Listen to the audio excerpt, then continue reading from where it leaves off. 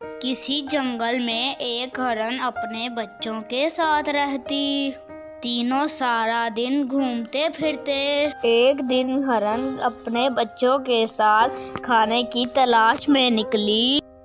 چلتے چلتے وہ تینوں بہت دور ایک غار کے قریب پہنچ گئے۔ اتنے میں انہیں شیر کے آنے کی آواز سنائی دی۔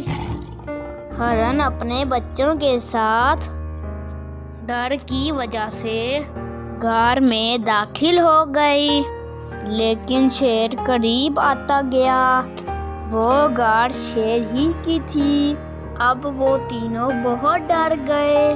غار سے باہر جانا اب ان کے لیے خطرناک تھا۔ شیر قریب آ رہا تھا کہ ہرن نے منصوبہ بنایا اور بچوں سے کہا، میرے بچوں روتے نہیں، میں تمہارے کھانے کے لیے ایک شیر کو پکڑ لوں گی، ذرا صبر کرو، اب تم لوگ اچھا کھانا کھا سکتے ہو۔ شیر نے یہ الفاظ سنے تو پریشان ہو گیا۔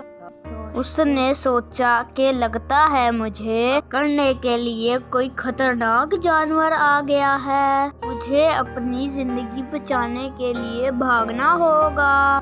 یہ سوچ کر وہ وہاں سے بھاگ گیا۔